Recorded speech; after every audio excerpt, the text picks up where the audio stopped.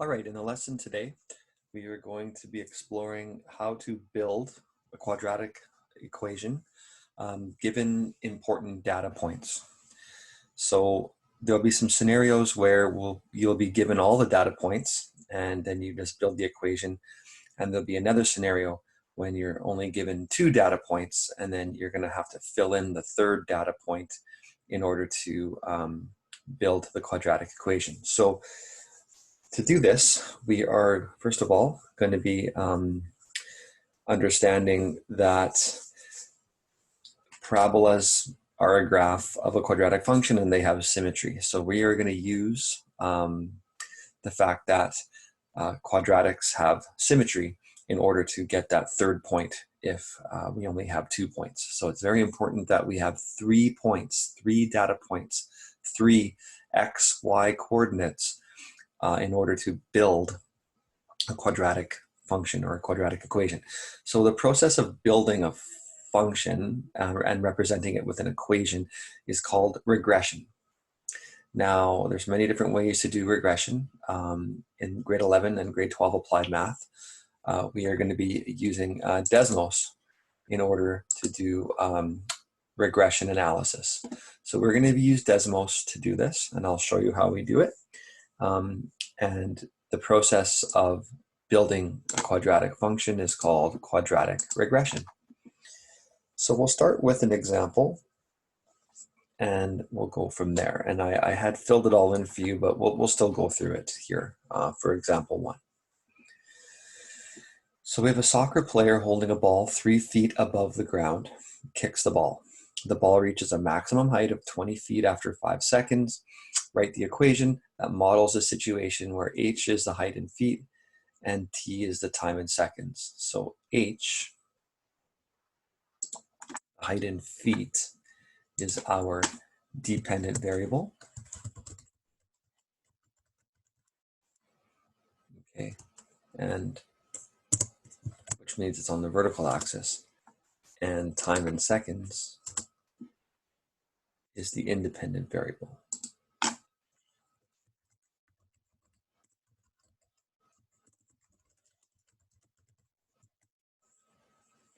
Okay, so what we're going to do first of all is get into Desmos. So we go into Desmos, and what we're going to do is we're going to add a table. Okay, so we've done this before in statistics. So when we add a table, you'll notice that it goes, it's an XY table, but it's X1, Y1. So those numbers are going to be very important, as you're going to see when we go through this. So again, in our scenario, X is the time and Y is the height. So now we're just going to fill in the XY coordinates or the independent variable, dependent variable values. So the first thing we're going to realize is that when the soccer player is holding the ball and kicks it, that's when we start the time. So it makes sense that at the very beginning of the time, i.e. the time equals 0 seconds, the ball would be 3 feet above the ground. So that would represent the initial height of the ball, which you'll notice when we graph this, it's going to look like, well, it won't look like it. It will represent the y-intercept. So when x is 0 seconds, the ball is at 3 feet in height. So that is our first point. And you'll notice when you type that in, you get a data point. And that's 0, 3. That's the y-intercept. At 0 seconds, 3 feet is the initial height of the ball. The ball reaches a maximum height of 20 feet after 5 seconds. So that sounds like a vertex. It's a maximum. So the x time would be 5 seconds and the y height would be 20. So the coordinate of the vertex should be 5, 20. So at 5 seconds, it reaches a height of 20 feet. And we'll zoom out so we can see that. Okay, and you can see the coordinate there. So now we don't have any other points. Okay, so we'll get to that in a second. So here we clicked on add item, select table. That's what we did. To find the third point, we are going to use symmetry. Okay, so remember, in a parabola, except for the vertex, when you look at the y value, there will always be 2 points that have the y value, and they're equally distant away from the axis of symmetry. So it's very important to note that the axis of symmetry is 5. So if we did x, just for right now, x equals 5, okay? Except for the vertex, there'll always be 2 points equally distant away. So if we kind of look at this here, it would make sense that we use the height of 3 feet. So to the left of the axis of symmetry, the first point is 5 units away. 1, 2, 3, 4, 5 to the left, and it's 3. So it only makes sense that there would be 5 to the right. So 1, 2, 3, 4, 5. So when x is 10, y should be 3. So at 10 seconds, the height would be 3 meters. And so that should make sense to you. When the ball is kicked, it's going to go up to a maximum and then come back down. So using symmetry then, we now have the third point. The height of 3 feet, okay, occurs at 0 seconds initially and at 10 seconds on its way down. To tell if you've done symmetry correctly, if you look at the x values, okay, for both heights, so x value of 0 and an x value of 10, if you average the x values, so 10 plus 0 divided by 2 is 5, you'll always get the axis of symmetry. So that's a quick way to test to see if you've done that. So I verbally explained that. It should be in the notes explaining how we did it, so you can follow through that. But we have the 3 points.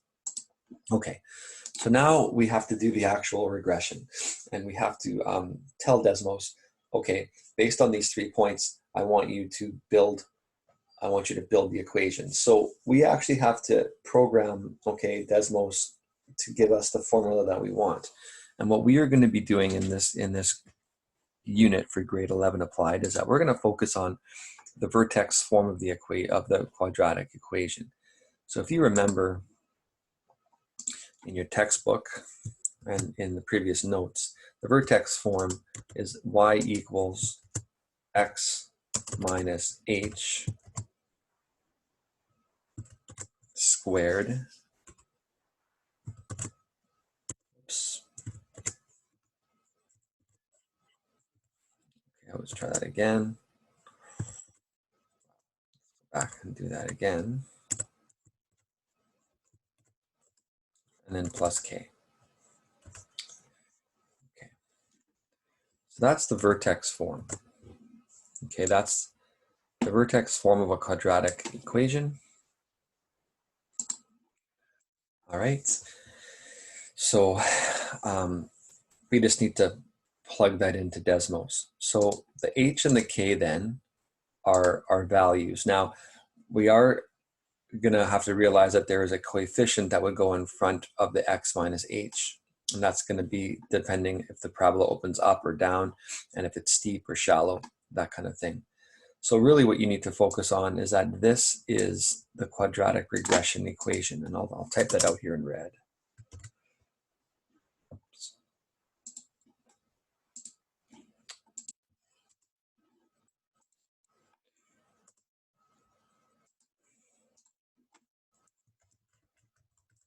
Our quadratic regression equation.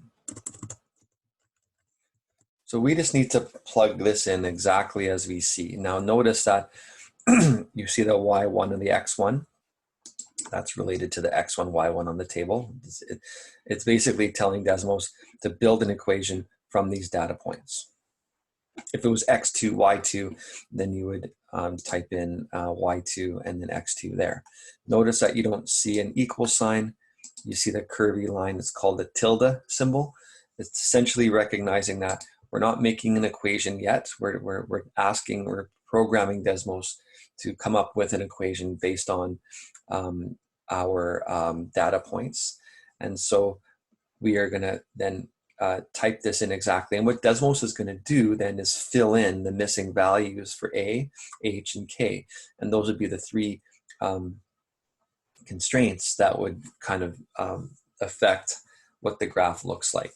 And again, h and k would be the coordinates of the vertex. So we are going to expect h to be 5 and k to be 20 because, again, the maximum height of the ball is 520, right? That's the maximum height. So we would expect 5 to be h and 20 to be k. But let's see how this works.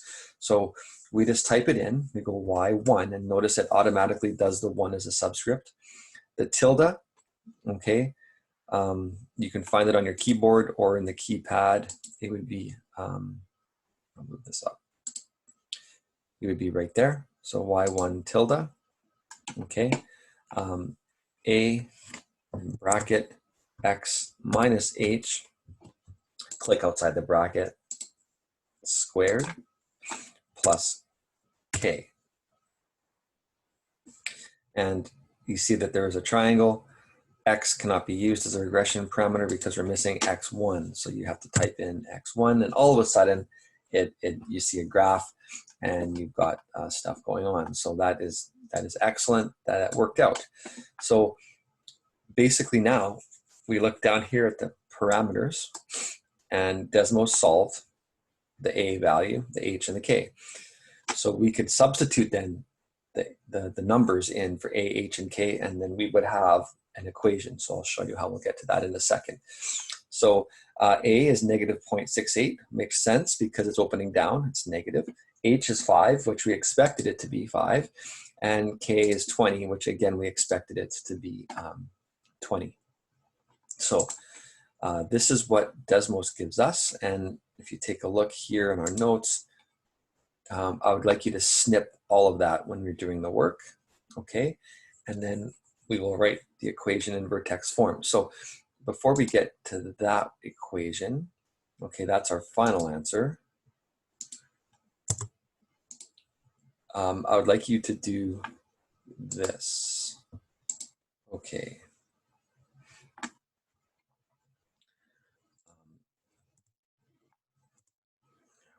Here, I'm gonna do this in red and bolded. Okay, so again, we've got y tilde a x1 minus h squared plus k. So when we're going to build the equation, I'll write that again, y1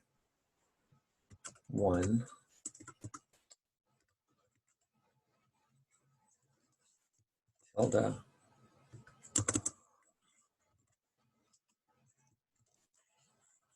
a bracket x1 minus h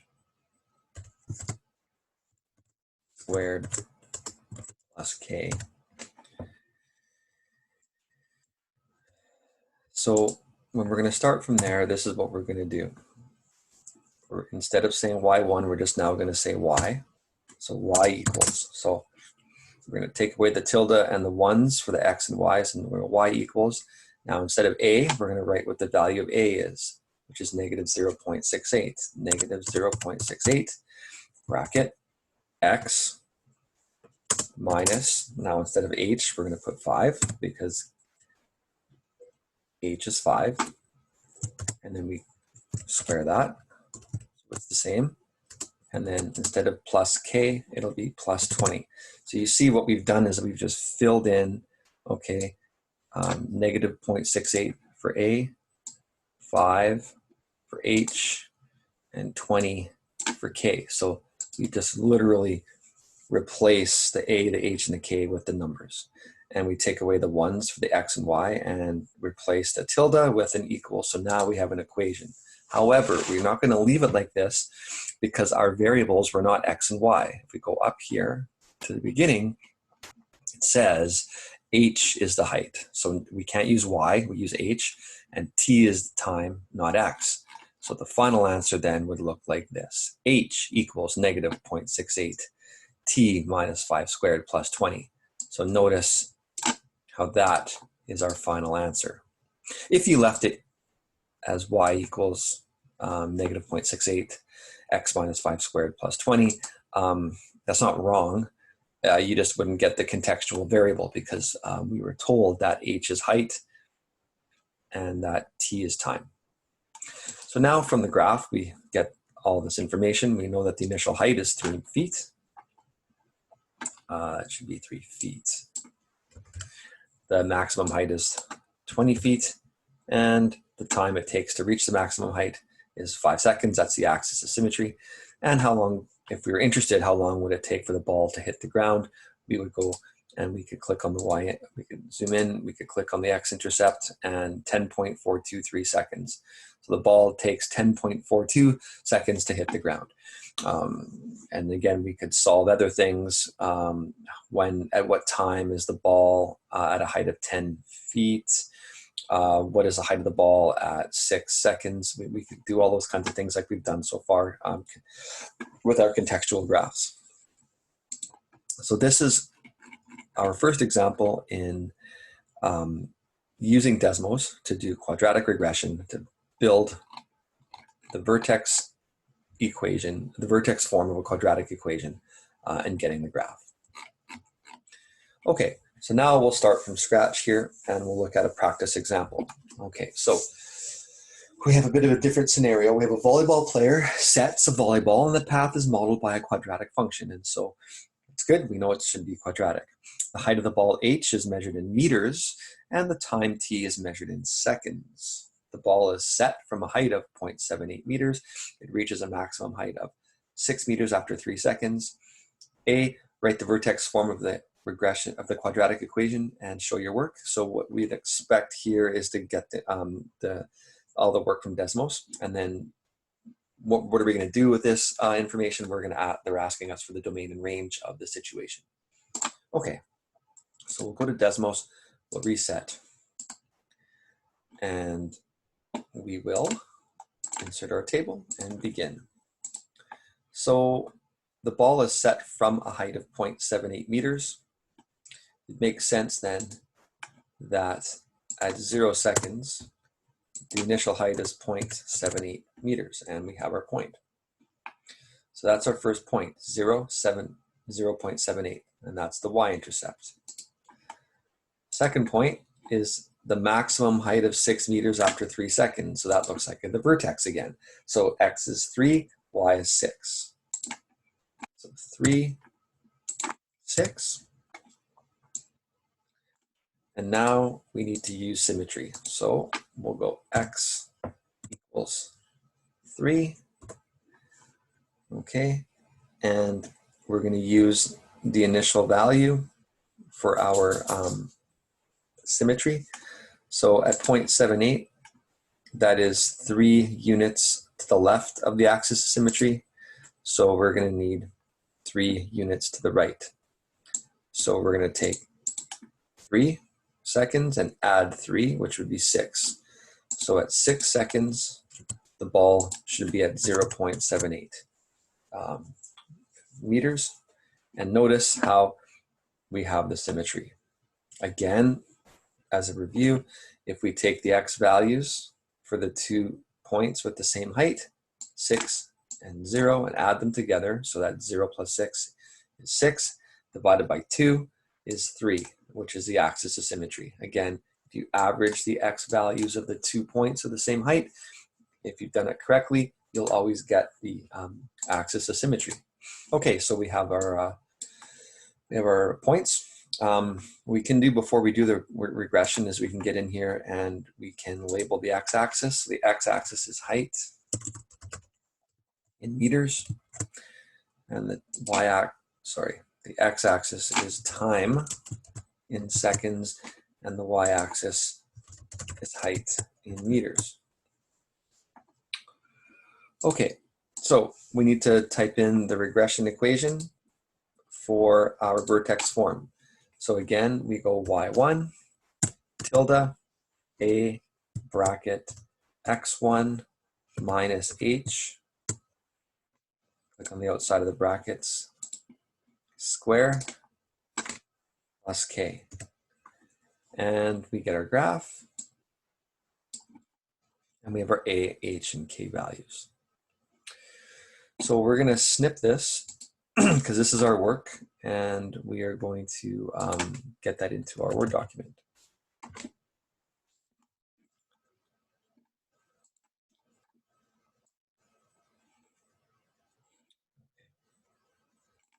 All right. So again, we want to make sure we capture all of this. Okay, and we want to get our X and Y axis.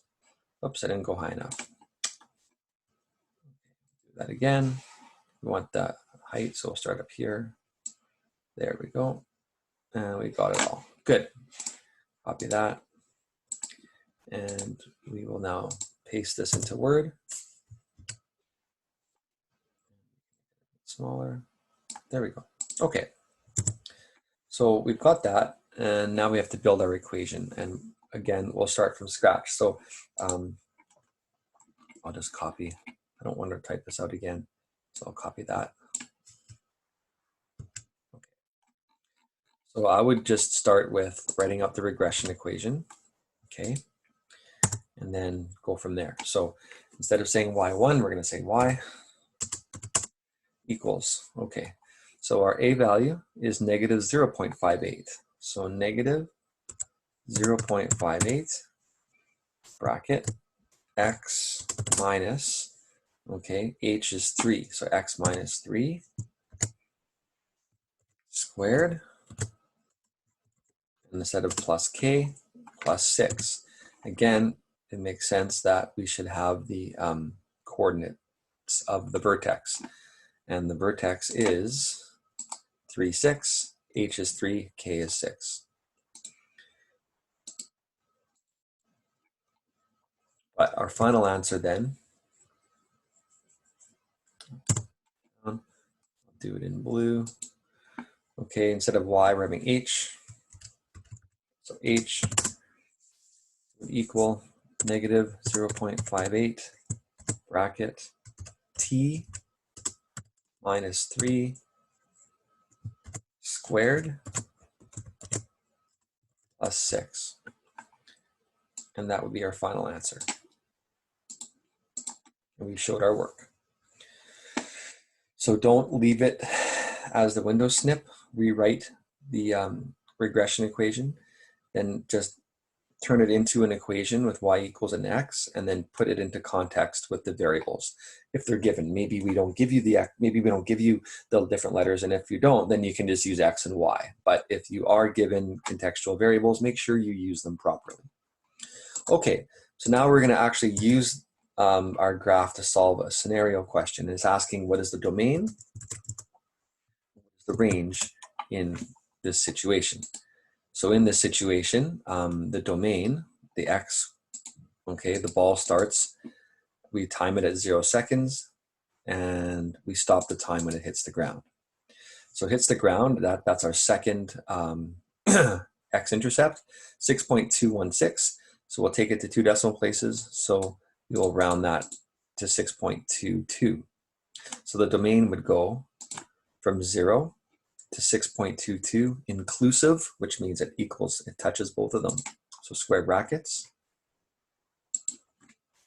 square bracket 0, comma 6.22, that would be our domain.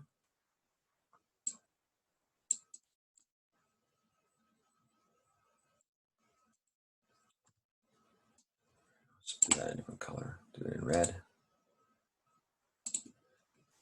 And our range. Again, the range is going to touch, it's going to go from the minimum, which is 0,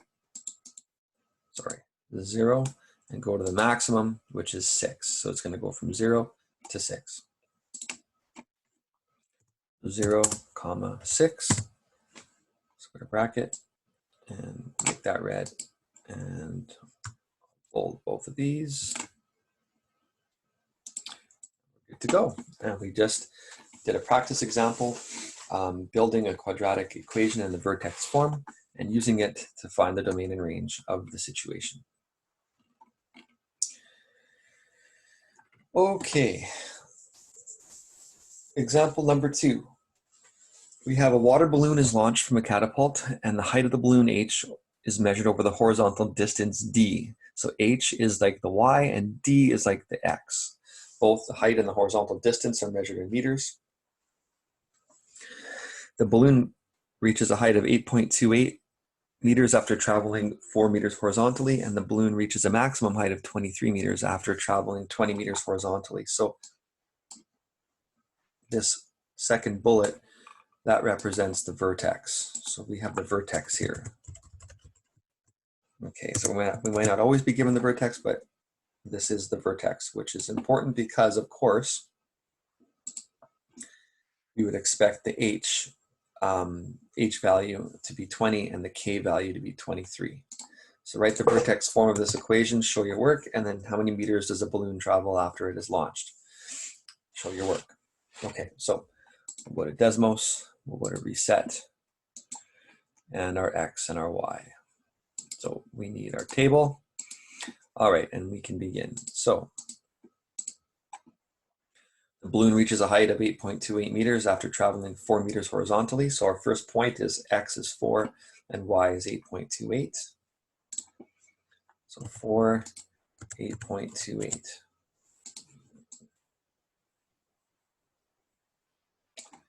We'll zoom, whoops, we'll zoom out a bit. There. Our second point, maximum height of 23 meters, so y is 23. After traveling 20 meters horizontally, x is 20. So the point would be 20, 23. So 20, 23. All right, now we need the third point. So we're going to use symmetry. So our axis of symmetry is 20. So x equals 20. And the height of 8.28 meters, okay, is an x is 4.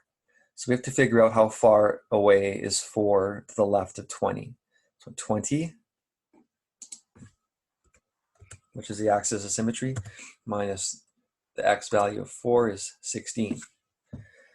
So this point, 8.28 meters, is 16 units to the left of 20. So now it only makes sense that it would be the third point.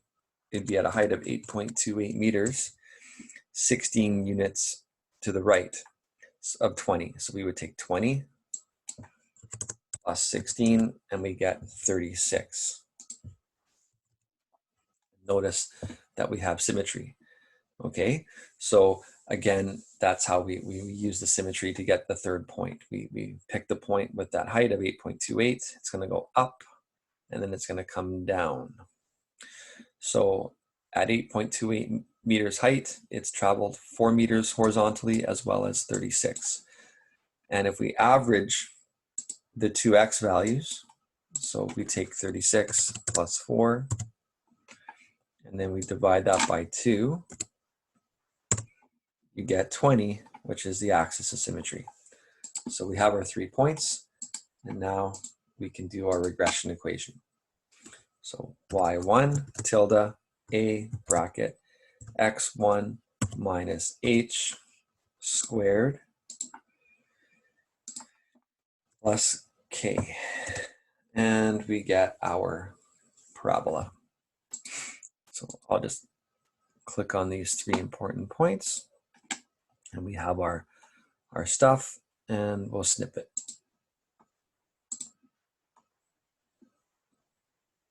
Nope, not yet,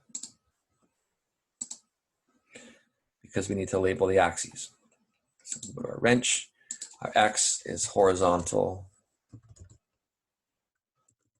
distance, meters.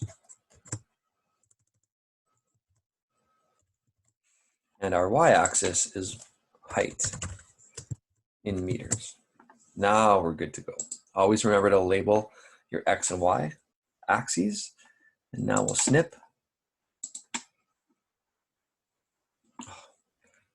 Now we can't snip because I missed the points. So all these little things in Desmos. So there's our zeros and there's our vertex. Interesting that the vertex is 20, 23. H is 20, it matches, and K is 23, that matches as well.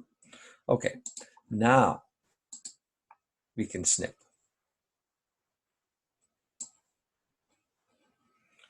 And we've got everything. Copy that and paste that into Word. That's good. Okay, So write the vertex form. Again, I'm going to copy paste what I did up here. We're going to start with our vertex form of the equation. Okay, so that's our regression equation, and we want to get the actual quadratic equation. So we got to change the one, get rid of the ones, and get rid of the tilde. So y equals, so our a value is negative 0.0575, which we'll take it to 2 decimal places, so we'll round that to negative 0.06. So negative 0.06 bracket x minus, so instead of h, we put 20, and then we square that, and then plus, not k, but 23. And our final answer, in context, h height equals negative 0.06 bracket t minus 20 squared plus 23. And that would be our answer in context. And I believe that we saw, oh, no, not t, d. D for horizontal distance. Okay, so we have solved that. We have our contextual equation with the contextual variables h for y and d for x. And we have our a value, our h, and our k. So now we're going to use this to solve a question. How many meters does the balloon travel after it is launched from the catapult? So this is asking for the horizontal total horizontal distance traveled by the balloon. So what we want to do is find our, because it starts at 0, we need to find both roots. Okay, so x equal x, the first root, I guess x1 equals 0, and x2 equals 40. Now we can mental math, but I'll show you how would we get the total x distance. We would take the second root 40 and minus the first 0. I know it's 40, but we'll just show that. So we take 40 minus 0, which equals 40. So the answer would be the balloon travels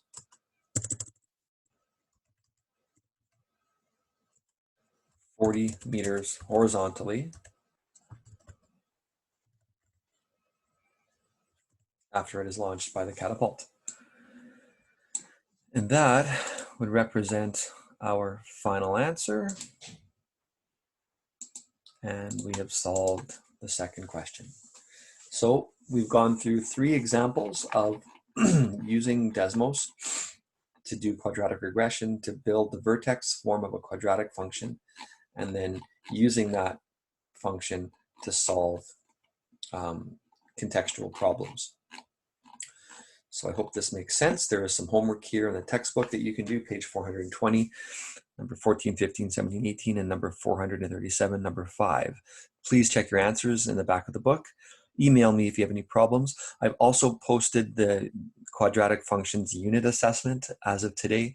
You have a week to complete that. So take your time, and if you could submit that to me by April 24th, that would be great, and wish you the best of luck with this topic.